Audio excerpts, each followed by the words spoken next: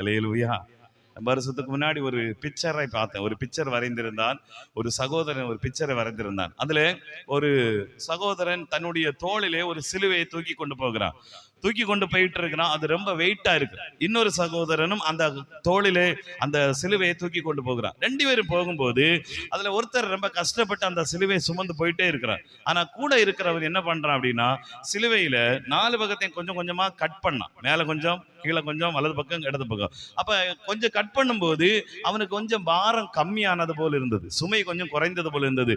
கொஞ்சம் தூரம் தாண்டினதுக்கு அப்புறம் இன்னும் கொஞ்சம் பாரம் போல் உணர்ந்தான். திருப்பியும் கட் பண்ணான், திருப்பியும் கட் பண்ணான், திருப்பி கட் பண்ணான். 4 பக்கமும் கட் பண்ணி கடைசியிலே எளிதாய் ஒரு சிலுவை எப்படி தூக்கி அப்படியே தோள்ல வைக்கிற மாதிரி கொண்டு போயிட்டான். அல்லேலூயா.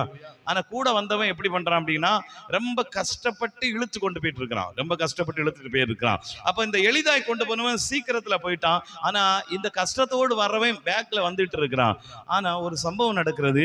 அவன் கொஞ்சம் தூரம் போனதுக்கு அப்புறம் ஒரு பெரிய பள்ளத்தாக்கு இருக்கிறது. அந்த பள்ளத்தாக்கை தாண்ட இவனுக்கு முடியல. அந்த சிலுவையை தோள்ல வச்சிருக்கிறான், ஒண்ணும் பண்ண முடியல. ஆனா பின்னாடி வந்தவன் என்ன பண்ணானா, அந்த சிலுவைய அந்த பள்ளத்தாக்கு மேல வச்சான். கரெக்டா நடந்து போயிட்டான். அல்லேலூயா. மறுபக்கத்துல போயிட்டான். ஆனா இந்த சிலுவையை கட் பண்ணினவன் என்ன பண்ணா, இவனால பள்ளத்தாக்கை தாண்ட முடியல. அல்லேலூயா. நம்ம பாடுகள் வேண்டாம், உலகத்தோடு தான் நான் வாழுவேன். ஆண்டவர் ஏற்றுக்கொண்டதுல எனக்கு நிந்தனைகள், அவமானம் எதுவும் வேண்டாம்.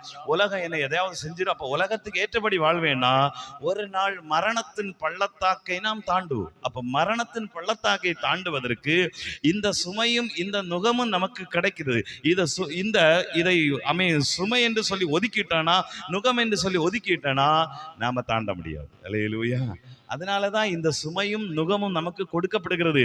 ஆனா இந்த மனிதன் எல்லாத்தையும் கட் பண்ணி சிலுவைய லைட்டா